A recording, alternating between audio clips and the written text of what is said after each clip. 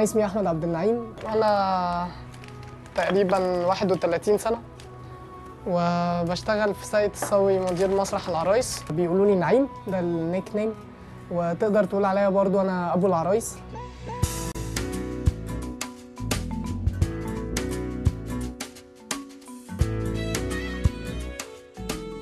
في البداية كنت شغال مع العرايس الجوانتي اللي هي زي الأراجوز والجو ده. بعدين اتعلمت اعمل خيال الظل، بعدين القفاز اللي هو العرايس الفيديو اللي هو عالم سمسم، انا اشتغلت معاهم سنه. وبعدين اصلا خلال الفتره دي من 4 سنين تقريبا انا بشتغل في الساقية، بعمل ورك شوب للاطفال.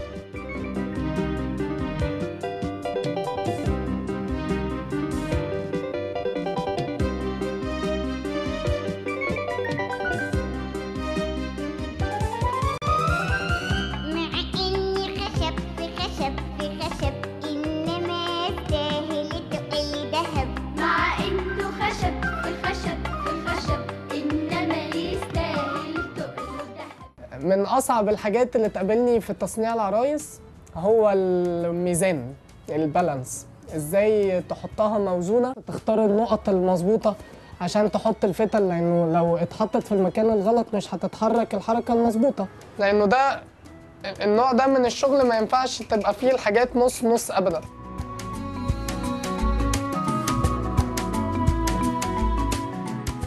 الفرقة كلها يعني بنحس قد ايه المسؤولية لما مثلا بنشتغل حاجات مشهورة لأم كلثوم ولا لعبد الحليم ولا للناس الكبيرة دي، لأنه في الآخر ده هم معلقين تماما في دماغ الناس. من الحب وسيرة الحب وظلم الحب الكل أصحاب، وأعرف حكايات مليانة آخر، أعرف حكايات مليانة آخر ودموع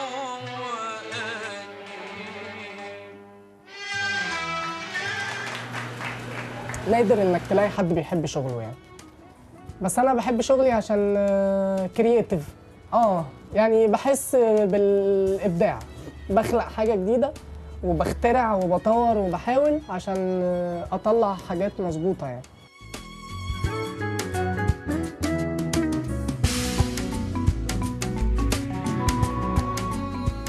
بالنسبه لي وقت الفراغ ده لو انا في الشغل وما عنديش حاجه مهمه ولا ايرجنت بعملها، بقعد اجرب واخترع واظبط في العرايس واعمل مش عارف ايه وكده.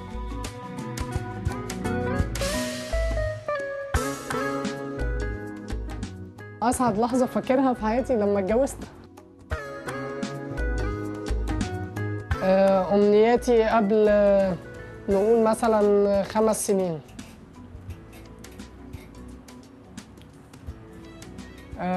نفسي قبل 5 سنين يبقى في أكاديمية للعرايس في مصر.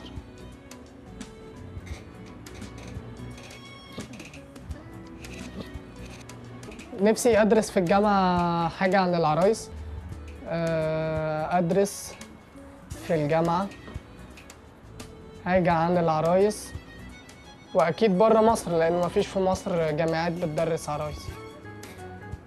يكون في فرق عرايس في مصر غير ساقية الصاوي، يعني يكون في فرق للعرايس أكتر في مصر.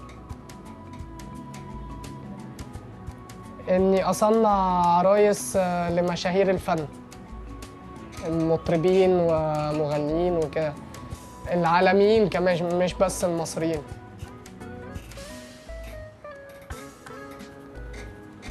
نفسي البلد تكون منظمة ونظيفة، بس ده مش ممكن قبل 5 سنين. ده عايز على الأقل 500 مش 5. توقيع أحمد عبد النعيم.